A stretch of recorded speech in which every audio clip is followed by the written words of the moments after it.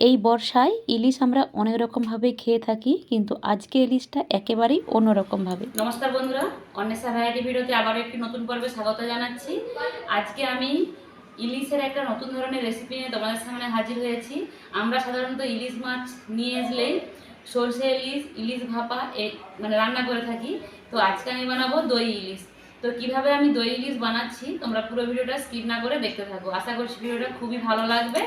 আর যারা এখনো পর্যন্ত আমার চ্যানেলটা সাবস্ক্রাইব করোনি তাদেরকে বলবো আমার চ্যানেলটা সাবস্ক্রাইব করে আমাকে সাপোর্ট করতে। আর যারা সাবস্ক্রাইব অলরেডি করে দিয়েছো তাদেরকে অসংখ্য ধন্যবাদ জানাই।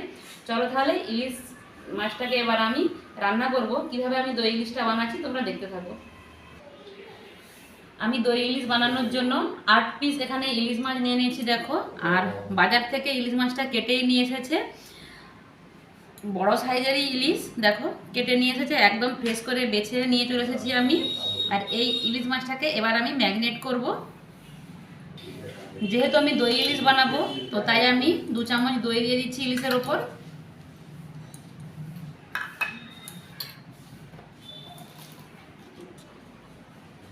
আর দিয়ে দিচ্ছি হলুদের গুঁড়ো,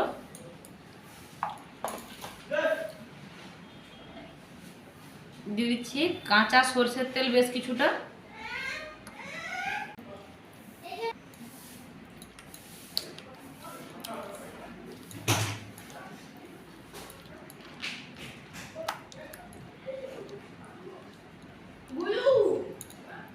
মাছটাকে আমি সুন্দর করে ম্যাগনেট করে নিয়েছি। আর ম্যাগনেট করার পর মাছটা একেবারে সোনার মতো যেন চকচক করছে, দেখতে কিন্তু খুবই সুন্দর লাগছে। চলো মাছটাকে সরিয়ে রেখে দিলাম। এবার এই মাছটা বানানোর জন্য আমি মশলা রেডি করব। একটা মিক্সার গ্রাইন্ডার নিয়েছি, তাতে আমি সাদা সরষা দিয়ে দিচ্ছি 1 চামচের মতো। এবার দেব কালো সরষে। সাদা সরষেটা আমি 1 চামচ দিলাম, কিন্তু কালো সরষেটা আমি 2 চামচের মতো দেব।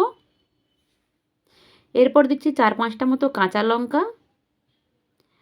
আর দেব আমি শুকনো লঙ্কার গুঁড়ো। আমার কাছে শুকনো লঙ্কা গোটা ছিল না, তোমরা চাইলে গোটাও দিয়ে একটা মিক্সিতে পেস্ট করে নিতে পারো।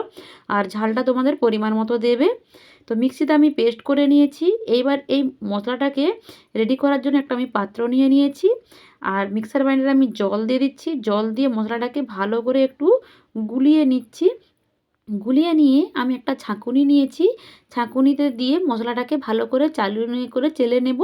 মশলাটা যদি চেলে নেওয়া হয়, এই যে আজকে আমি বানাবো দই ইলিশ, তাতে করে এর স্বাদ কিন্তু অনেক গুণ বেড়ে যায়। কারণ এই যে সর্ষের খোসাগুলো থাকে তখন মুখে লাগে, খেতেও ভালো লাগে না, আর এই দই ইলিশটা বানাতেও অসুবিধে হয়।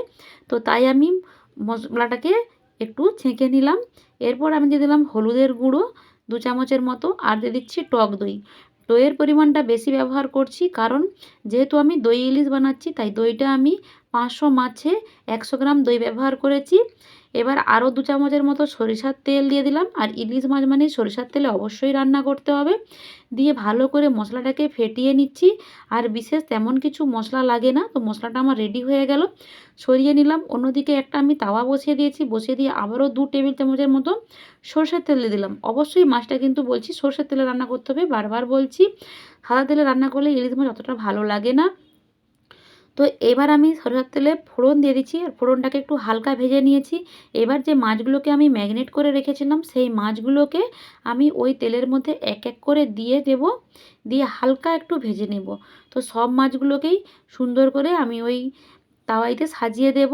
আর গ্যাসের ফ্লেমটাকে কিন্তু অবশ্যই মিডিয়ামে রাখতে হবে। হাইয়ে রাখলে কিন্তু তেল গায়ে ছিটকে পড়বে আর মাছটা তাড়াতাড়ি পেছন দিক থেকে পুড়ে যাবে। তো তাই বলছি গ্যাসের ফ্লেমটাকে মিডিয়ামে রাখবে তোমরা যখন বানাবে। তো সব মাছগুলোকেই আমি এক এক করে সুন্দর করে সাজিয়ে দিয়েছি। আর দেখতে কিন্তু খুবই ভালো লাগছে দেখো। এবার আমি প্লেটে যে এক্সট্রা মশলাটা ছিল সেটা কিন্তু ফেলে দেব না, সেটা যে মশলাটা বানিয়ে রেখেছি তার সঙ্গে আমি অ্যাড করে দিলাম। তো চলো, যে মাছগুলো আমি দিয়ে দিয়েছি সেই মাছগুলোকে এবার আমি আলতো হাতে উল্টাবো, নাহলে মাছগুলো ভেঙে যেতে পারে। তো তাই আমি আলতো হাতে উল্টে দেব। আর এই মাছগুলোকে আমি কড়া করে একেবারে ভেজে নেব না, শুধু জাস্ট এপিট ওপিট করে একটু উল্টে নেব। এতে করে মাছের স্বাদটা কিন্তু অনেকটাই বেড়ে যায়। তো সব মাছগুলোকেই আমি এক এক করে উল্টে নিয়েছি। আর দেখতে কতটা সুন্দর লাগছে তোমরা দেখে তো বুঝতে পারছো। আর অবশ্যই সরষের তেলে বানাবে, বারবার বলছি। আর মাছ দিয়ে কিন্তু অনেকটাই তেল বেরিয়েছে। তো চলো, এবার যে মশলাটা আমি বানিয়েছিলাম সেই মশলার যে জলটা রেডি করে রেখেছিলাম সেই জলটা পুরোটাই মাছে দিয়ে দিলাম। আমি কিন্তু মাছটাকে একবারই পাল্টেছি, দুবার পাল্টানোর কোনো দরকার নেই। তো সুন্দর করে আমি মানে মশলাটাকে ঢেলে দিলাম। এবার দিচ্ছি চিনি। অবশ্যই অল্প পরিমাণে চিনি দিতে হবে, এতে করে কী হবে টক মিষ্টি নুনের ঝালের মানে ব্যালেন্সটা ঠিক হবে, এতে করে খেতে ভালো লাগবে। তো স্বাদ মতো লবণও দিয়ে দিলাম। দিয়ে এবার আমি কি করব, ঢাকনা দিয়ে ঢেকে দেব। প্রায় 5-7 মিনিট মতো মিডিয়াম ফ্লেমে রাখবো। ঢাকনা দিয়ে ঢেকে এটাকে সেদ্ধ করে নিয়েছি মাছগুলোকে। 5-7 মিনিট হয়ে গেছে। ঢাকনা খুলে ওপর দিক থেকে চেরা কাঁচা লঙ্কা দিয়ে দিচ্ছি।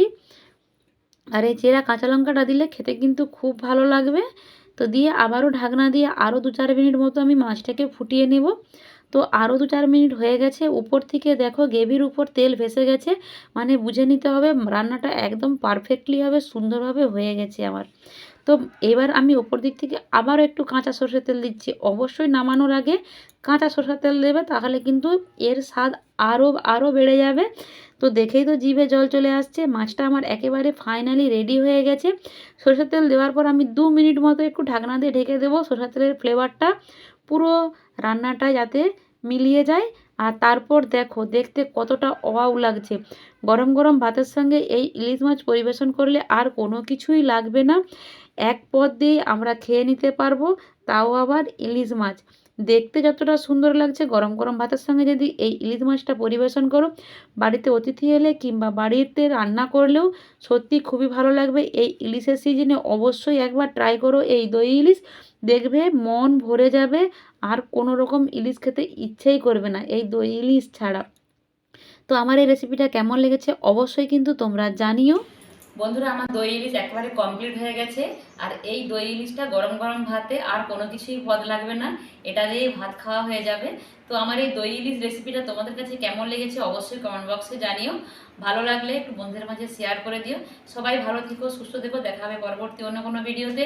টাটা।